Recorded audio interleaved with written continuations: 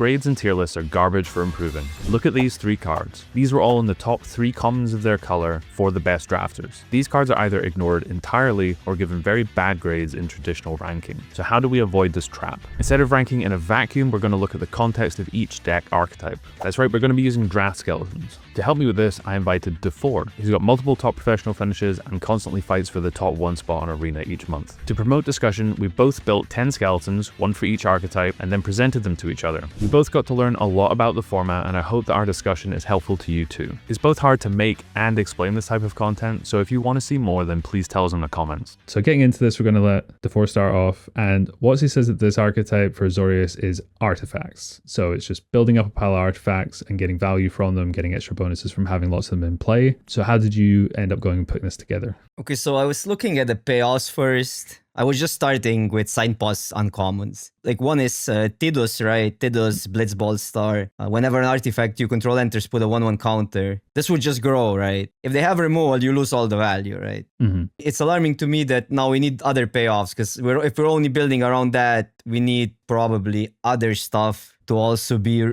good on its own. I wouldn't go out of the way to build around Tidus, right? The other payoff is Sit, Timeless Artificer, 4 mana, 4/4. Artifact creatures and heroes you control get +1/+1 for each Artificer you control and each Artificer card in your graveyard. So what this does really well is an equipment that makes a hero already grows. And it grows than every hero, right? So this is I think this is a way better payoff. So we have one here. Yeah, we've got like Dragoon's Lance makes a 1/1 colorless hero. And this buffs all heroes, but also any artifact creatures like Magitech Infantry also get +1/+1. Grows your whole board exponentially in a way, right? 2 will make like both +2/+2. If you get multiple SIDs, you mean? For each artificer. Oh no, sorry. it like basically both would get a pump from this one, right? But then you can have other artificers, which I guess it's not that there are some. Like there's one at oh, you're right. Weapons common, vendor is a human artificer. So it was a little bit back and forth. I don't think you can, for instance, look at the artificer and go like, I'm gonna draft every artificer. Like every creature in my deck wants to be an artificer because you just cannot get them, right? Yeah. So you need to have like a combination of something, but like still make the sit worth it. And my first thought was, how do we get artifact creatures? Because like we get heroes is easy to get because all the equipments make heroes, right? But artifact creatures are not that common, or some are really medium. My best like kind of go-to common for artifact creature was this infantry. I just added 3 in because I think 3 is where you want to be if you draft them in multiples. I've got a bad feeling that multiple deck archetypes are going to want this card and you're just never going to be able to get them. Yeah, that's a little bit of a problem. I think if you have 2, it's already fine. Because like then even if you have other artifacts, so they're going to be like Savannah Lions, which is like medium for Modern Limited in vacuum, but it's good with synergy. You would play a 1 mana 2/1 that plays into some sort of a synergy often, right? Yeah, exactly. You were aiming for 3, but you're happy getting 2. And then the whole purpose of what I was building here is just still curving out. Curve out plan with slight synergy added, complementing that with removal. I went like, I was diversifying stuff a little bit. I didn't want to go like, you obviously would rather have like Dragon Lance than any other equipment. It's 2-drop. Yeah, but that's an uncommon, so I added some that are more realistic, like Monk's Fist is medium, I think, but it's serviceable because it's a hero plus artifact and it functions in this archetype well as a filler. I added even this Scorpion Sentinel, which I don't think it's the best shell for it, but it's still an artifact. So it would get a pump as an artifact creature. I think ultimately I removed it for another removal, but it didn't save. So now really? It's here yeah, still. I was going to ask because in my head, that one looks like a lot more of a control card. Rather than any attempt at an aggro card, even if it is a 2-drop artifact creature. Yeah, it's not the best fit. I would still be playing it with synergy, and it's not the worst creature to put equipments on, right? But depends on what equipment you have. Yeah. This was something I removed, but then I posted another link in our spreadsheet and it didn't save. So now it's here. It's fine. I think I added the 4 mana removal. That's a common because I thought the the shard. Yeah. But it's actually a common. Like the symbol is a little bit weird because it's so. One card I really like in in decks with equipments, which I think are like, by the way, spoilers, I have it in red white as well. Ambrosia Whiteheart, the 2/2 flasher that returns a permanent. Yeah, I love these cards in general just because of the amount of play you get with them. But you're right, with these job cards, job select cards, they seem pretty decent. Yeah, they give you basically another hero, right? And eventually you can pick it up. You some it's funny because a lot of these job cards are more expensive to equip than play out. So you actually get a discount plus another 1/1. Yes, yeah.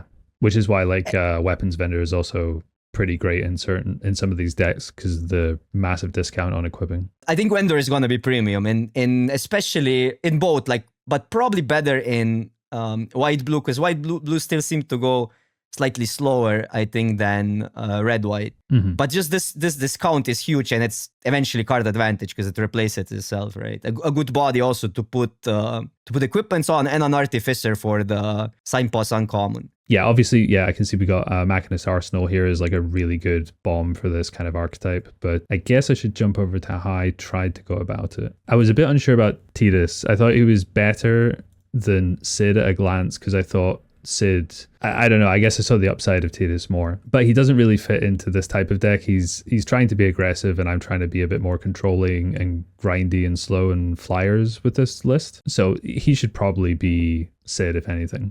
But basically, I decided to just try and take it down the let's try and make aerial unit as good as we can plan instead and go for flyers and just kind of take it slow. I have some Magitek infantry to just like have artifacts and trade off early to have something that can trade up. Hopefully can trade off with an aggressive creatures.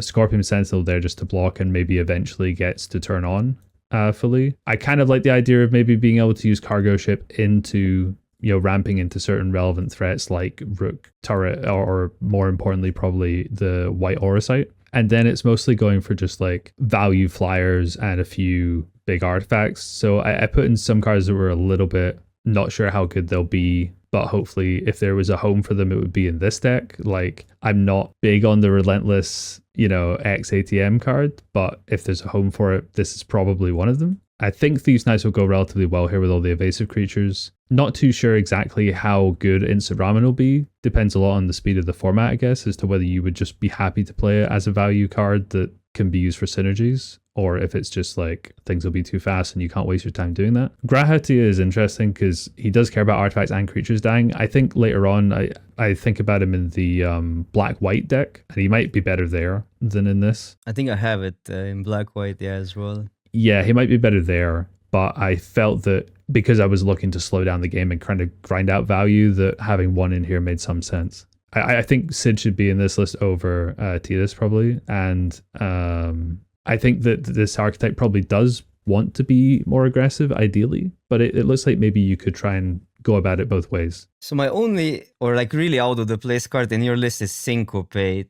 Okay, it does work with one card really well, which is the infantry. You can leave mana up and then decide to counter or search for another infantry, right?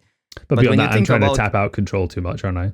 I'm trying to tap out every turn. Yeah, because like equipments, if you're gonna equipments only work, equipping only works in your turn, right? Yeah, you can play a Syncopate more as a filler card in these decks, I would say. Yeah, you're quite right. I was trying to think of just like good kind of blue common interaction maybe, but I think maybe it should just be another stuck in Summoner's Sanctum or something instead that is more impactful that I can tap out for. There's also just the destroy target tapped target thing for 5 or tap thing for like 3, right? Which is, yeah, that's also fights, decent in this deck, while it would be in my deck it would be probably pretty bad, right? Because 3 has a lot to pay and they need to tap a creature down. Although it does work with Tidus pretty well because you can attack, tap, and destroy something. Oh yeah, that's pretty nice combo, yeah. So yeah, that makes sense. Yeah, Syncopate's probably not so hot here, as you say, because I'm tapping out too much. It's too obvious what's going on. So some other common interaction is probably wiser. But yeah, I think the aerial unit's pretty decent card, and there's maybe enough stuff here to be able to play a more like late game version of this archetype. Well, one card I really like in your list is the cat, the flying Vigi cat. Yeah, I don't. Yeah, you're going to need quite a few artifacts to make it worth it, I think. But if you can turn it on regularly, it's pretty good rate. I think most of the times you still will want the 2/1 flyer that makes a 1/1, because that card is probably just most of the time it's Yeah. just gonna fit every blue deck. So I didn't feel, to me it was like, okay, I want 2 or 3 even in this deck, but it didn't feel fair to just include like multiple of Dragoon's Wyvern or whatever the card is. It's crazy how important just another piece of cardboard is to Windrick. Okay, so Watsy says that Dimir is just control. You're just casting flashback spells and you're just bearing them under card advantage. That is the plan. This is very much a bunch of removal, card draw, flashback, counter spells, and grindy or defensive cards is what I went for. I think Sleep Magic is pretty respectable removal. It's just a very efficient way to slow down a big annoying creature. In this list, I would think Syncopate is probably a bit more reasonable because I'm able to hold up more instant speed interaction, which is why Dreams of Laguna is probably decent as well as another thing I can do by holding my mana up. I think obviously this deck will want the Overkill and the Sephiroth's Intervention. I'm not too sure whether Treachery will play well without a load of stuff to sack. I think Side Quest is going to be pretty respectable here as just a way to make a threat slowly as well as just kill something. And then going into the creatures, I think if anywhere wants Demon Wall, it's probably this archetype. 3/3 for 2 that can eventually become a 5/5 that can start attacking with Menace. Don't know how good Hectize will be, but just as a resource trading thing, if you're just trying to slowly grind people out and out advantage them and trade off a creature, it seems fine. The Signpost uncommons, I think both of them are very respectable here. Lockcall is probably a bit more aggressive in some ways. It's just got good keywords to trade off, and if it ends up on an empty board, then you can start filtering your cards. Shinra Reinforcements is there partially just to gain life and stabilize, but we do have a few flashback cards, so the milling seems not irrelevant. Ahriman, not great here. It's more of just another roadblock, something that can trade off. It's mainly the death touch is what I've got it there for rather than any other synergy. Dragoon's Wyvern, as we talked about, is just a good common. I think Summon Shiva is going to be quite nice for control decks who just want to slow the game down.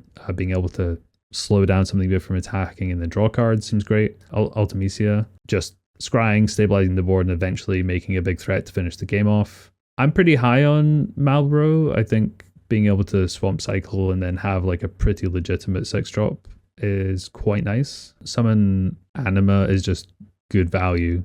Yeah, relatively standard control-y stuff.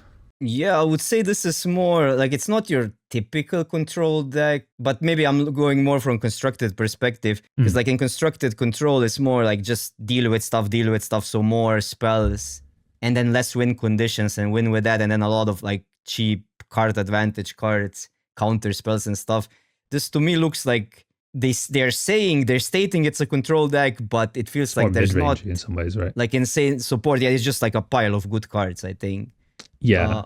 One thing I notice is there's really lack of good 2-drops in blue and black. So you're probably you want to play the discard creature, the 2-mana discard creature, and then once you have few of those, if you go that direction, you can pick up some sack stuff to make them better, because otherwise they're okay, but they might trade with more stuff in this format, because I think there's decent amount of 2/1s, because equipments, the heroes only, a lot of heroes only go to +1 on the equipment part, right? Yeah, you're right. How good Hectize are will dramatically, as you say, depend on how often it can also trade for a creature rather than just chump block. Resentful Revelation is also a good card. I went for Dreams of Laguna as the instant speed option to play better with Syncopate here, but you'd probably be happy to run both of them in this type of deck. Yeah, to me, blue-black is weird, but I think it's gonna work both direction, because a lot of the cards are attack matter. Even the sign spots that you mentioned can attack pretty well. So you could, depends, I think, what 2-drops you get. If you get the Pixies, which is an uncommon, If you look at my list, given what 2-drops I think you get, you might kind of twist it into more of a little bit of a sack sub synergy, or sometimes even tempo. If you get the Pixies, these are pretty good at attacking, right? You can just kind of curve out. Oh yeah, because you get really good 3-drops. You get the Drake, obviously, which again every blue deck will want. You get the uncommon is good. Even something like the what's this shambling CS. I don't know how to pronounce either. That also feels like somewhat of an aggressive card because it comes into play tap, but you're gonna have decent amount of spells, so you're gonna be getting it back, right? Even you can mill it or surveil it away. Or is there any looting? I haven't really... there might There be some isn't like looting red even, right? green, but I'm not sure in like colors that will play with this off the top of my head. One card is missing here, and I think I wanted the rat ultimately, but I haven't made up my mind. But like rat would make then, if you pick up some treacheries, then you want the rats, right, to make them better. So the -2/-2 removal to kick it.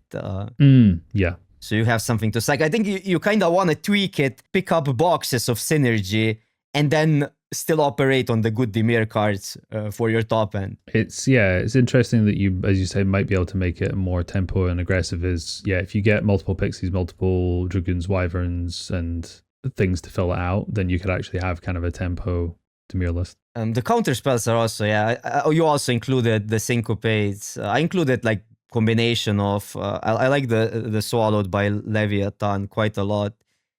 Because the surveil is so good.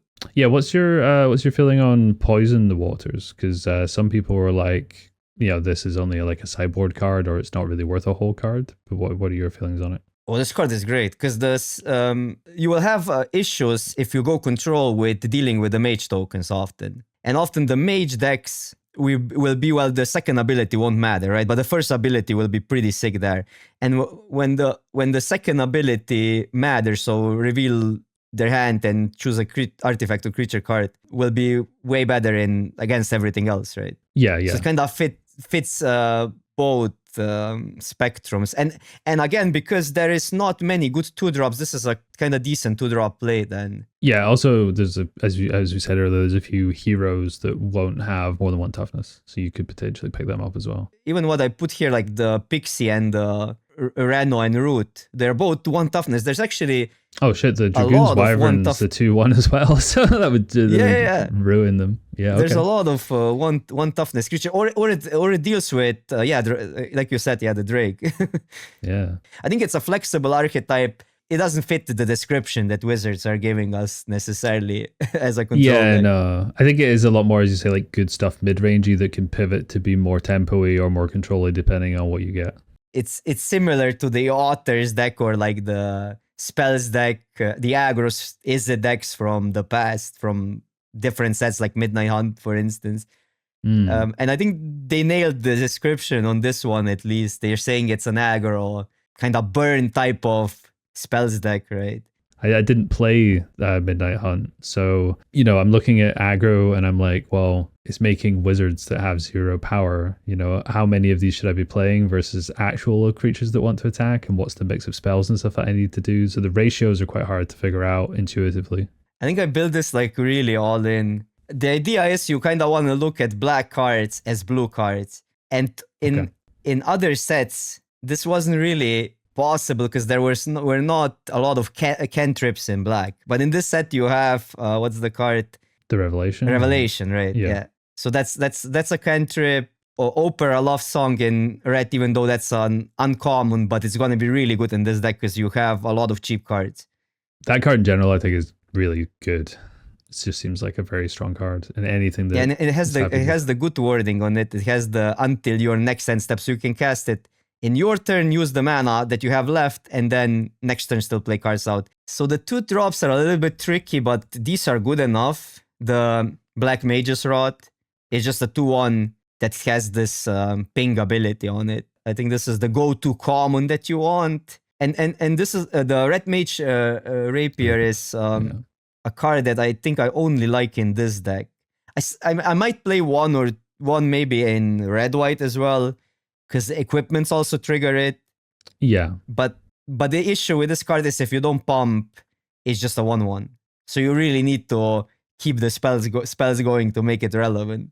Cheap curve out creatures. You want creatures before you play spells. Try to play as many spells to get as many triggers as possible, and recursion is key here, so you can just keep the flow of the spells going. One card that looks out of place in my list is Demon Wall, but I think it's a fine inclusion in a sense that you need a lot of setting up, and often you will need to block. A lot of these, for instance, like Elder is just a 1/3, so that's understated. 0/1 doesn't really do anything in combat. Mage Rot is a 2/1. The red equipment is a 1/1 before you cast a spell. So if you're tapped out, it's just a 1/1 creature. So I think you will need something that To actually catch holds the board in check. And Yeah. Wall does that well, but also cheaper removal does that well, right? Because it buys you tempo back. I was kind of on the, okay, let's just pick the best of the wizard cards and try and see what it would look like if I did actually get multiples of them.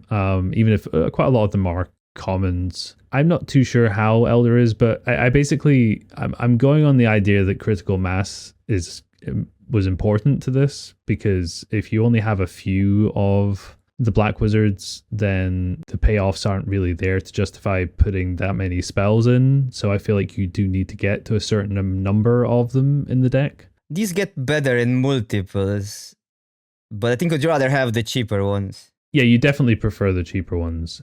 I think what I was missing was you were playing Resentful Revelation and you've explained why that should be in there. In my head, I'm like, oh, it was an aggressive deck. Well, why do I want this kind of dirtily card advantage card in my aggressive deck, in inverted commas, which is why I had like the love songs. But you're right, you just want this flow of card draw to trigger things and keep everything going. You're not like a traditional aggressive deck where you need like aggressively static creatures. So yeah, my version's a little bit more mismatched, and I've got like Dark Knight's Greatsword is, I think, decent aggressive card, but maybe you don't need it in this deck, or it's not the kind of thing you want. You'd rather just be making more black mages and playing more non-creature spells. And Self-Destruct was just me going a little bit too deep in the whole, am I burning them out? The thing is, if you cast Self-Destruct, then it will trigger all the wizards before the creature sacrifices. So that was me going a bit too deep on the burnout plan. Yeah, I didn't understand it at first. I mean, it makes some sense with prowess and stuff. Yeah, like if you got Black Waltz number 3 and stuff, and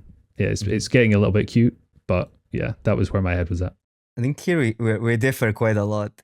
Okay, yeah. So this really felt like Chocobo Tribal, looking at it, but we'll see. Yeah, I'm kind of on you want as many Thunder Magic as you can get in any deck, so they're just kind of in here. Yeah, basically I've got 2 of the greens, which makes a Chocobo, so 2/2 and landfall, they get +1+0. So it's got flashback, so if you're ramping into it, ramping into lands, hopefully you can get it back later if you've got mana spare. And side quest is the same kind of thing. It gives you a Chocobo, and then if you have enough of them, you can potentially flip it into like a Lord version of them. Beyond those, I'm kind of just on some cheap combat tricks, because I've got these 2 drops that I can be attacking with on landfall triggers, some ramp to potentially double by landfall triggers and also just keep hitting them, because at the top end I've got a few larger things that I could be doing. I don't know whether it's right to be playing these land cycling creatures, but the logic is they're a big creature later on, and they guarantee that I'm making my land drops each turn if I need to. I don't think that the other Signpost Uncommon, although it does allow you to loot and stuff, you need like 2 or 3 sagas in the deck to make that one worth playing. Whereas this one is just pumping stuff and allowing you to attack with it. There's a few like Chocobos, Matters, Rares that I could have picked from. I think the Racetrack could be decent in this deck. Trigger landfall quite a bit and just gives you a lot of value. And I think the Comet is just a very good card in any deck that has the mana for it. It's maybe too slow for aggressive decks, but anything that's trying to ramp, I think, wants it. Quinia, the 3-cost 2/3 that makes more tokens. I'm curious as to whether this is only for like Selesnya, or whether it's okay here if I'm making enough Chocobo tokens that just having extra 1/1 frogs is worth it. So I that was my idea, was that I'm making enough tokens that maybe this is fine.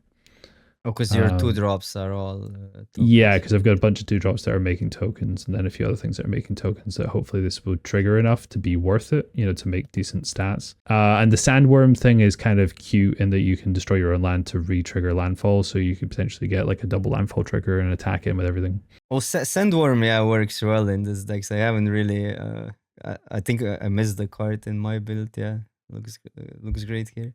So yeah, it's kind of Chocobo Tribal with some extra good cards is where I went with this. I wanted to make it aggro, but then I kind of realized that you still want to ramp, so you want to kind of connect these pieces together. How do you get cheap stuff with landfall, and then ramp into bigger stuff, and then midway you kind of trigger everything. The Saga looks insane, the Summon Fenrir, by the way, in any green deck, but yeah, in this one especially because of the extra land in play means 2 triggers per that turn for landfall, right? So I kind of like these death touchers early, because if you're ramping, you're gonna have 8 mana often. I'm not exactly sure how big it will get, but one mana, 1/1 death toucher is still kind of good. Then here I have similar. I have the 2/2s pretty high. You probably want the birth enchantment as well. I didn't put it in because I thought I was capping on uncommons, yeah. And then I just kind of went with more ramp here, actually. This makes two lands if you get all the triggers, and especially if you get triggers on something like Chocobo, Racetrack. Yeah, I think it gets pretty insane because you get multiple creatures, right? Yeah. I'm glad that you also went for the land cycling creatures. I don't feel too. Yeah, I kind of like them there, right? For the same reason, you get either the lands or you have a lot of these midway ramp, and then especially the green one reads insane anyhow. It's just a better Dreadmaw. So I think this one you kind of want, and they're maybe the best in this sort of shell because it's so easy to ramp into them. So what do you think of Ride the Shupaf? So this is literally the same card as one from Kamigawa, but it has the second ability on, right? The Kamigawa had channel on it, and it did, I don't know what it did on channel exactly, but it wasn't that strong casting it. But this gives you this fail proof. If you draw it late when you don't have lands anymore, you get a 7/7, which is I think quite huge here. So I really like it because cards like that are gonna be good if you cast them early. Yeah, I guess in my head I was trying to figure out how many triggers does it need to get to be worth 2 mana, and probably only like 2, and then 3 you're happy, right? Yeah, we will see how it plays out. I kind of liked it. With if we're playing like all the actual ramp from the deck, then I think I like it. And yeah, I guess if you are just fortunate enough to get Summon Fenrir and either 2 of them or like it and plus a rarer saga, then you're happy to run Rydia. I love being able to loot off landfall, but I wasn't sure if she was worth it unless you could semi-reliably get the saga returning. It seems that there's quite a lot of leeway in this. You get enough of the kind of 2-cost Chocobo cards, then you can kind of fill out the rest of the deck with whatever you find. Yeah, a lot of the archetypes feel like that in this format. It's just few synergistic pieces, and then it's like a lot of good stuff that fits everywhere. So it feels like a little bit of a good stuffy format, but we'll see. Okay, Selesnya has another one that says from the wizard side, it says tokens, but there's almost no token payoffs. Like there's literally none. Even if you look at there is something, but those are cards that to me, the Crystal Chosen reads insane. 7 mana, create 4 1/1 colorless hero creature tokens, then put 1/1 counter on each creature you control. Yeah, so the worst you get 4 2/2s. I guess that's a payoff. It's an uncommon, but it's expensive. And then green has a lot of good expensive cards like the T-Rex, this Fat Chocobo Saga is fine. Makes like tokens, and then everything gets trampled and stuff. These are like relatively expensive. So I kind of build it more pseudo ramp, because I think that's how you're gonna end up in Selesnya. You're gonna pick up something like maybe the Knight Saga, like 3 2/2 Knights, because that card necessarily doesn't fit in like blue-white artifacts or red-white aggro, right? Yeah, you need to ramp into that, otherwise you're never going to get to cast it. That knowledge, and just build it more as a bigger landfall deck. So I'm playing the Gardeners, I'm playing Town Greeter to hit the lands. I was putting UFO in because I think you can, that sort of deck, because you get the Reach the Horizon as well, which can fetch towns. You can actually put towns in here and even splash, because like a lot of these ramp spells will also fix, right? So you can easily build a shell like similar to this and then add a splash in it quite easily. This could be a 4-color deck if you get like a green red card to splash or a white black card to splash, or I'm just giving examples, right? Yeah, so I just went similar than red green, but this might play out better than red green, honestly. I had trouble thinking where the Gardeners should go when I was building the decks. Like, where do I want this type of mana dork? And yeah, this makes sense what you've done here. Yeah, one really good fit that maybe I didn't add, but I should consider it, is the white saga that makes a flyer and gives stuff flying. Garuda, right? Yeah, no, I think that card's just really strong in general. I have had it in some of my lists. I went more all in on actual like we're doing tokens. We're doing critical mass of creatures. So yeah, it says go wide. Was what it's going for. I'm like, okay, let's just see what it looks like if we actually go wide. Yeah, Magitech is just here because there wasn't many good one drop options, but I think I instead potentially could have had the uncommon landfall chocobo that's a one drop, or the death touch 1/1. Now that you mentioned it, is also a reasonable option. The spells are very much just like go wide payoff cards and then some white Orsight. Battle menu can make a token as well as just use good utility. Dragoon's Lance is just a good aggressive card. The Dwarven Castle Guards are just here because they die and replace themselves, so we try and keep a high creature total. The side quest Catch a Fish is, it might be too slow and too bad, but I have a really high density of artifacts and creatures. And if I do get to flip it, then being able to sacrifice, hopefully a random token, I don't need any more, whatever, to be able to anthem my board seems pretty good here. Snowvilliers, this is where it wants to be, really, I think. And then Renoa is a really good payoff for having a bunch of tokens as well, because you can just make combat really brutal for people. I am playing some kind of like not great 1s and 2 drops to make the 3, 4, and 5 drops work, but it does seem to be doing pretty powerful stuff, even if it is reliant on a few uncommons to do it. Yeah, I think this is how you go that direction. You just need certain number of these payoff uncommons, because the payoffs for tokens are only at uncommon, right? There's some enablers at common, like the make 3 tokens card. The rescue mission, but you need like Renoa, you need the inspiration, or you need like Snowvilliers or whatever to like pull you in, right? It's my issue with infantry was that I was struggling to imagine like how do you get it like immediately to 2 off. It's not consistent in a deck like that. So you're basically then playing 1/1 that eventually it's a body and gives you some value, but it's too often, in my opinion, gonna be a 1/1, but maybe it's worth it still because it's a body for payoffs, like for pumps and stuff. Yeah, in this case, I was on it's going to be a 1/1 for a while, but I'm just not going to offer the trade with it. I'm just going to keep it around so that I have a critical mass for when I play my payoff cards. So yeah, good that you can build this 2 ways. If you get the payoffs, then fine, you can kind of go for something similar to what I built. But if you don't have all the payoffs, or you get these more expensive cards, like you get the Crystals Chosen, you could I can see plenty of instances where you get like Crystals Chosen late. I didn't put it in this deck because I'm like, I don't think I can get to that mana reliably, where I want to cap out at 5. I just like dump my hand. But being able to build it more of a ramp way is quite an interesting direction for the color combination. Yeah, I completely bypassed the token synergy almost. Yeah, Other than just having the big cards that.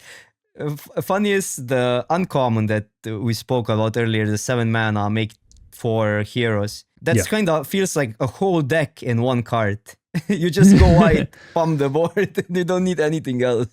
Yeah. It's like it should go in this deck that I built, but I'm like, I can't get 7 reliably, so I guess I don't play it. But then maybe some of my 2 drops should just be the ramp cards, and then maybe it goes in. So maybe ideally it should be like a hybrid of both lists for me, where I take some of the gardeners and put them in, and then I can play the Crystals Chosen, or maybe I can play the T-Rexor and stuff, and that makes a bit more sense, possibly. Often you can use these 2 drops, dorks, like ramp dorks, to just get momentum also. Like for instance, ramping into Renoa would mean it attacks earlier. Yeah. That's like sort of this stompy mentality, how stompies are built in some standard formats. So this one felt hard to build. This felt too synergy reliant for me not to have a bunch of doubles of certain cards. I was just like, how does this function unless you just have 2 of everything? You literally built a constructed deck. Yeah. And I'll be very interested to see like where you go with it, and whether we think how good or bad it is if you don't get a lot of the stuff. But like,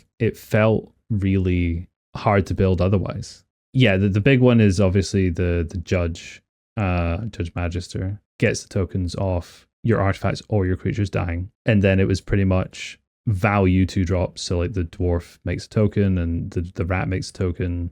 Vane's Treachery gets value off sacrificing other permanents, and Vincent's Limit Break, I'm just like, if there's any home for it, it's probably here because you're sacking stuff so you can bring it back. The Ahriman is like a very expensive way to sack something else, but you do get to draw a card, and it is something that can trade away with pretty much everything. This is obviously the home for the Salvagers if you're doing aristocrat stuff. And similarly, like if you're sacrificing creatures and grinding things out, then Grahatia seems good here. Similar for Phantom Train, it's like the cheapest sack outlet you could get your hands on. Yeah, the issue I just had is like if you don't get the like multiples of the signpost on common, yeah, sure you're just trading stuff for trading up with bits of cardboard, but you don't have much in the way of payoffs. So you need salvagers or you need the judge. Otherwise, I feel like the deck just doesn't really do enough. Didn't seem to be doing much powerful unless you had those cards. Well, I didn't get that feeling honestly when I was building it. Nope, that's fair. Like that was how I felt. So I wanted to build it, and that's why I'll be curious to see how you build it. But that. So my first thought was like, what are the payoffs and are they worth it? And you have some really good ones. Obviously, the wait, what does it do again? Creature or artifacts you control dice, put a 1/1 counter on judge. So it's just a good like aggressive type of card that steamrolls fast, right? You play this, then you play a sack outlet, start steamrolling, and you need to deal with it. So Rufus Shinra would it makes a legendary, but you keep on then sacking it, right? Yeah. Or even if your salvagers will get you a pink. And then my whole idea was how do we squeeze like the most value out of our cards? Because I didn't like the rat in this deck. I don't feel too happy sacking a creature like an actual 2/2 to just get a treasure. I do like trading it and then sacking the treasure, right? In that sense, it works. Yeah. But I think you can go more proactive, especially because these signed paws are really proactive creatures. They want to attack. So I really liked the 1/1 that discards. Yeah, that's a very solid choice in this type of deck. Because that's straight up a 2/1, right? A 2/1. It's a 1/1 with the discard, and then you sacrifice the body, and it's added value. Depends on what your payoff is, right? Yeah. And then naturally, equipments are also 2 bodies to sack. Because you can sack an artifact, you can sack the hero. You're having a lot of 1/1s with 2 mana 1/1s or something like the token makers, the 4 mana common that either taps down creatures or makes 3 1/1s, right? You can then late in the game put the equipments on small creatures to make them relevant. So that kind of like everything blends together. You either have sack fodder or you have equipments left to then put them on small creatures. And the idea is to go really cheap because you're gonna have a lot of mana sinks later with equipments and stuff. And then the best rare you can get is probably this Moggle's Valor. For each creature you control, create a 1/1 white Moggle token with lifelink. So you don't sack like all in if you have this card in hand. If you don't make 5 tokens, you're still probably good enough, right? You attack, they will make bunch of tokens, or block, make stuff indestructible. For a combat trick, so to speak, it's pretty expensive, but it is like a game-winning combat trick. A card I want to talk about is maybe the instant ramen gives you a card when it enters, and then it's a sack fodder. So that's the key is that you don't need to sack it to get a card. You just play it, get a card, then sack it for other stuff. Yeah, I think Magic Pot makes Magic Pot was the other one to talk about, right? So I mean, it's not like that great of a sack, but it's a decent blocker to set everything up. Maybe Magic Pot is like, I was thinking you can include it in this deck if you include it anywhere. It would be so much better if it was ETB make a treasure. Then it would be actually really good. Yeah. Well, part of the point of doing these is to find the home for those kind of marginal to bad cards. This is probably the home for Magic Pot. If you know that you're to keep an eye out for it or not just pass over it as being unplayable, you're like, no, you could probably put it in this deck if you needed to. Chase common is the Ahriman, whatever, however you pronounce it, is the 2 colorless black 2/2 flying that toucher. Just solid. You draw a lot of cards. And Treachery, obviously, Treachery is good, I think, either way, but it's the best in this deck because you kind of want a Saki. So you get -6/-6 for 2 mana. Yeah, totally. Passing over Hectize was probably a big mistake on my part. Was my curve a bit higher than yours? No, not really. Not really. Yeah, I don't know. I guess I just didn't believe in the ability to push through the final damage without the big synergy on commons. Yeah, you've got a couple more big finisher cards, which can kind of help you close the game out if you get that far. And yeah, for some reason I didn't have Rescue Mission, which is probably a really, really nice card here. There's a lot to talk. First thing that comes to mind is Thunder Magic is a 4-drop as well, right? Yes. Which is huge. It's challenging to build a deck that synergy is based on expensive cards. Same as Ice Magic as well. Yeah. Yeah, to basically build it cheap enough to not fall behind. Because it's easy to say, okay, I'm just going to play mono 5 drops, but the deck won't function. Yeah. But luckily, we have cards like Thunder Magic, Dreams of Laguna. Like first, Flashback as well.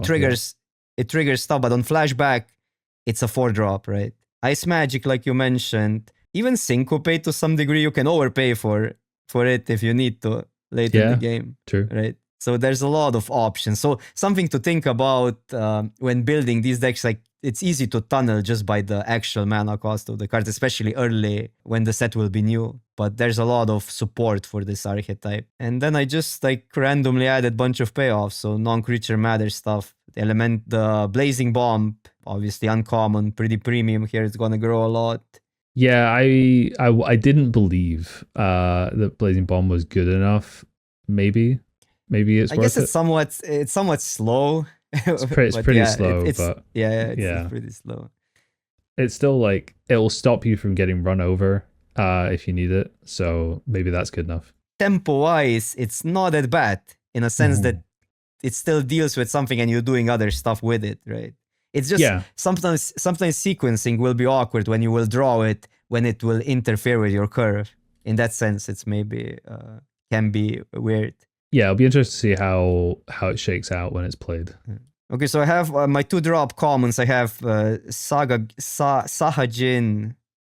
pretty self-explanatory. It's also like one of the few 3 toughness common 2-drops. So it might overperform just on the base stats. Yeah, its text is kind of baiting you into wanting to attack with it because it's like, hey, it will become unblockable, but it's probably doing most of its work just staying home and growing, ideally. Yeah, and it's some sort of a finisher. And these decks will be, I think they will play surprisingly aggressive as well, even though they can grind. The thing is, all the blue and red cards are so tempo efficient because you get shocks, you get bounce spells, the sleep enchantments and stuff. Like that's just like once you're playing 1 mana spells to deal with bigger stuff, you're gonna be able naturally to just flip the tempo and start attacking, right? Yeah. So the Sign Pass on common, obviously great. Rams. Yeah, it's insane. I like Sentinel in this deck. Like this is a deck where I like the Scorpion Sentinel because you're gonna go late and early at blocks. I mean, on the creature part, I think most is self-explanatory. Is there anything I want to talk about here? All the flashback cards I really like in this because they give you multiple triggers. So the Sign Pass, the 3 mana 04, still gets a pump even if it's not 4 or greater, right? But if it's 4 or greater, it draws a card. So the cards will still do something on the cheap side, but then when you flash them back, you get the full value. It's where you're seeing like every red deck wants Thunder Magic and some want it even more than others. Yeah, there will be a lot of competition for certain cards. Same goes with white to equipment go into most white decks. It is legendary though. I mean, if you've got it in play, you don't care. It's my feeling on it. Yeah, I played a few more slightly iffy 4-drops to try and trigger stuff, but also had the obvious things we'd already spoken about. So I've got the Thunder Magics, I've got the Ice Magics, got Chocolate Comet. I played some other stuff like Eject, Lionheart, and Summon Esper Ramu as possible Eject triggers. is really good, I think. Yeah, I'm unsure. I think the format is probably slow enough overall that you're happy to have it in these more controlling decks. I'm just not too sure where it rates in relation to the other tricks. Travel the Overworld is probably too cute in this, unless you can get it to be like 5 total. You probably don't want to play it. But I was just kind of looking for good non-creature spells I'd be happy to put in the deck. So this is one that came to mind. And then, yeah, the creatures are kind of similar, but I've got less total. I'm just trying to look at what you played. Yeah, I just didn't really. I like the idea of playing Scorpion Sentinel like you did. That seems like a reasonable addition, and also just the Dragoon's Wyvern the Drake is just a decent card that you would just be happy to run in any deck, really. I'm not too sure about how good Ultros really is, the Octopus. I guess if you're building all around it, it'll be fine. I'm looking at a 2-1 for 2, and I'm just like, I don't want to play this. I went a bit more all in on the 4-cost matter stuff, but we found a lot of the same synergies. Yeah, I think the concept is pretty much the same. Yeah, yours is less likely to fall over than mine because you've got more creatures. I think, yeah, identifying these like totally fine to play 2 and 3 cost cards that maybe I wrote off is very important for building these decks. As long as you're kind of contesting what opponent is doing, I think you're fine running less creatures, because this still plays sort of like a control, like it plays a decent control plan, right? You can play your shocks to deal with early stuff, you can counter midway, and then you drop something so you haven't really fallen behind on board. Get the cards back with card advantage and the value from the synergy. So I think you're completely fine playing even less than 10 creatures in decks like that. Yeah, I'm always a big Izzet believer. Yeah, it's usually a huge trap, but I don't know. I believe. I think I believe a bit more this time. Now, I love this type of deck. This is my jam. This is just everything. Almost everything is a permanent. I'm just trading off pieces of cardboard, and eventually I'm dropping a bomb that says I do something huge because I traded off a bunch of pieces of cardboard efficiently earlier on. Yeah, this is where I put the 1/1 Death Toucher in. It seems very obviously the home here because it cares. It's the Permanence Matters shell. So yeah, I was grinding out with Hectize and the Rat. I say it'll be interesting to find out which of these ends up being better, because they're trying to do a lot of the same job of like just trade up resources for a 2-drop. Torgal I put in because I actually had quite a few humans I was playing. There's the Shinra reinforcements and Fang and Vanille. Also Town Greeter is a human. So I was like, well, it's a mana dork, I'm ramping a bit and it will get some extra payoff, so it seemed fine here. Town Greeter, just great way to fill the graveyard with more permanents and also your land drops, and another thing you can trade off potentially. Shimmer Reinforcement seems solid here because you just fill in the graveyard. And then the 2 payoff cards seem great. Again, they both care about permanents, and you would love to have more of these if you can get them. Yeah, I think the land cycling creatures go pretty well here. Both these 2 might be the best ones. And Diamond Weapon has the potential to just like ruin a board entirely, just become like unkillable. And then it's just like decent removal. I think if there's anywhere that the Final Days goes, it's probably in black-green. So I just put it here because I assume this is where it should go. Yeah, so you're in general, I think, low on removal. Yes, you could add more removal here. You probably in a scenario, in a real scenario where you draft, you probably still end up with more removal because you don't know in which lane you are. You're taking more like overall powerful cards, like in vacuum, more powerful cards, which is just removal, right?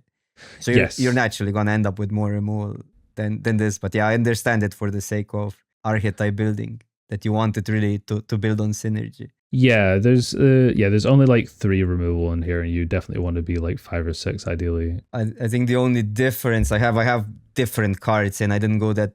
I just went like more or less one off of everything. Added more removal. I actually liked the Final Days. First I thought you want to build around it more, but like you said, you probably don't need to go that all in. But I like 1 because if you're gonna be milling a lot, it's gonna end up in the yard, and it's just gonna be free, right?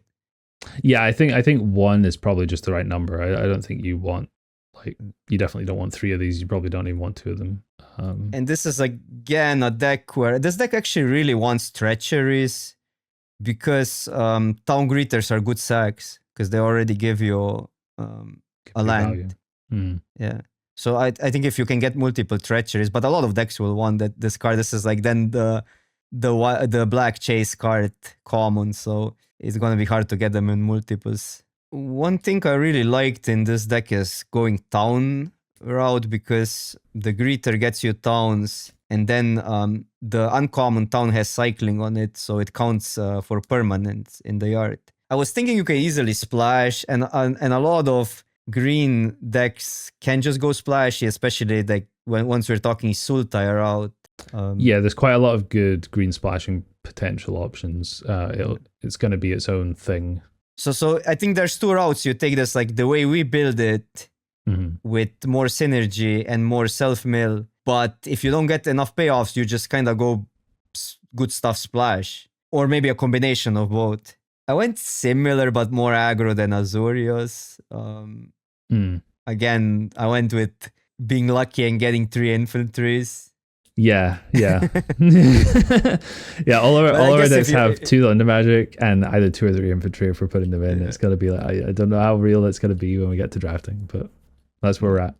And then I have Freya as a equipment matter ramp card at 1 drop. because that's quite huge once you go like, I don't know, two equipments on 3 or a 1-drop or a 2-drop and an equipment on. Yeah, it's probably only playable in this archetype, right?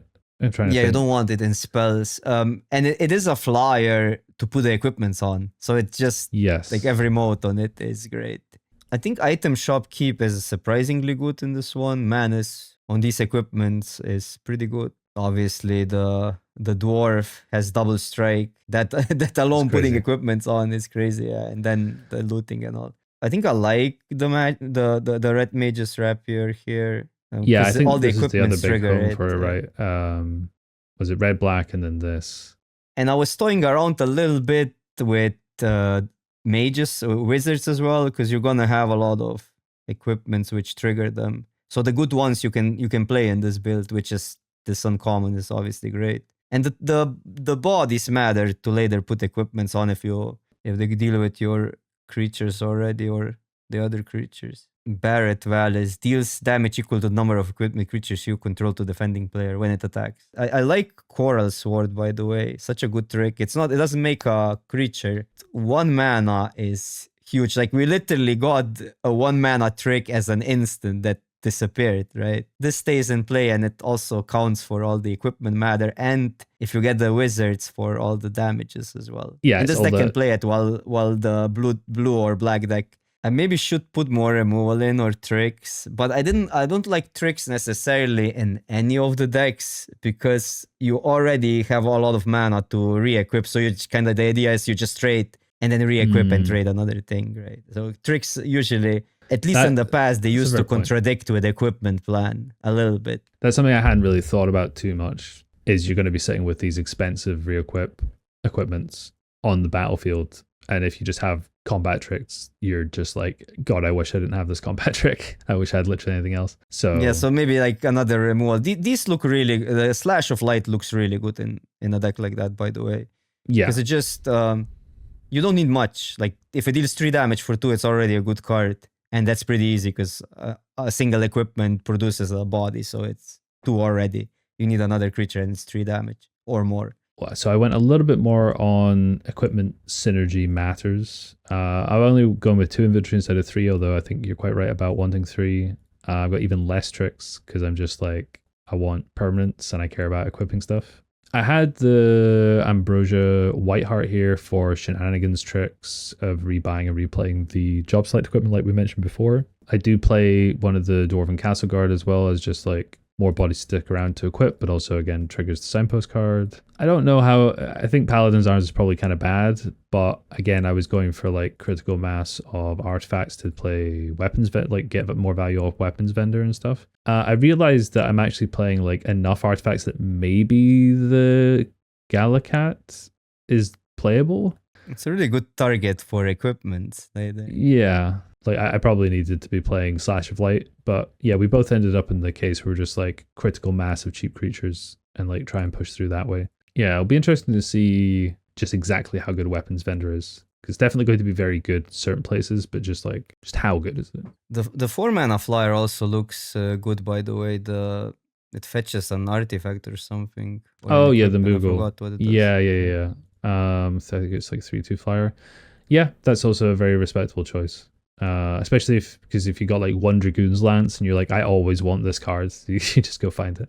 Yeah, these 2 are gonna compete on the 4-drop slot, and I think in equipment's deck, if you get to choose, you'd rather have vendor, just because once you have multiple equipments, they're gonna cost a lot, and this makes them cheaper. It's so good.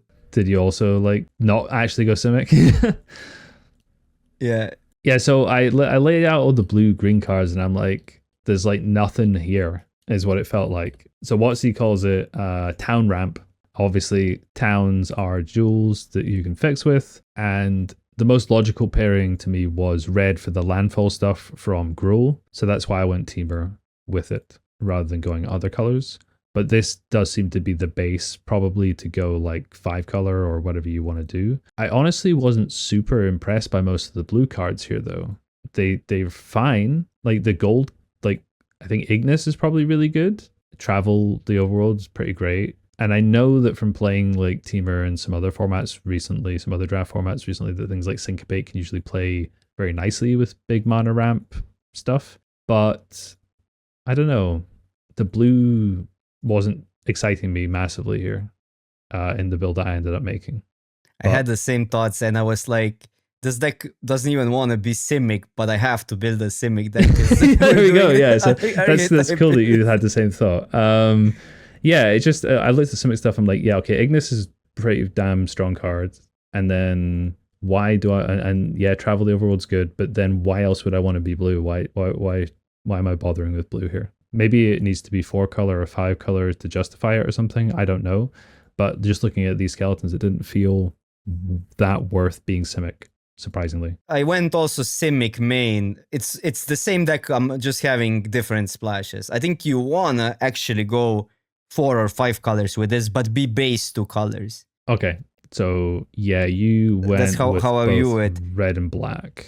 But there is no real reason other than having this Ignis, or I added the rare. And okay, the draw 4 is a double blue card. Yeah. But that's, I mean, you can still achieve that by going like, for instance, red green main, having more efficient removal, or black green main. So it's basically what is in the draft will often dictate the second color, and you're going to be green main. Like similar to Tarkir soups, right? You were usually green, but second color was whatever you got like your early game in. I like the Death Toucher here mostly because it's just 1 mana, 1/1 Death Toucher, and that plays with tap lands pretty well. You can play like a tap land, and then on turn 2 you can play a tap land and a 1-drop. That's actually relevant. I had the same idea. I think you have Blitzball. I have Blitz. Oh no, you don't have Blitzball. I did the Blitzball. I looked at it, but I decided that being 3 color, maybe I didn't need it. But if I was 4 plus, I'd want it. So one reason why I really liked it, because I was thinking we're splashing. Like I like these removals here, and we're splashing them. Like they're early cards often, or we lose the flexibility if they're not early cards, right? And if you go something like Fenrir or Ignis, you get a tap land on 3. But if you have a Blitzball, you have an untapped mana, so you can get a tempo back with Thunder Magic immediately. Yeah, that makes sense. And it helps you splash. And then the idea is also, if you are able to splash, you get a lot of legendary creatures, more than in other decks. So you get to trigger the goal more.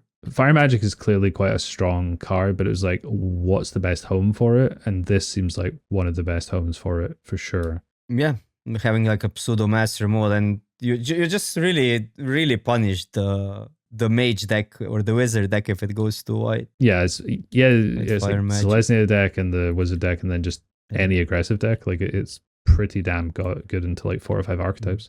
In my rare selection here was pretty random. I think you just take whatever good you get that goes from one of your colors, and you can splash.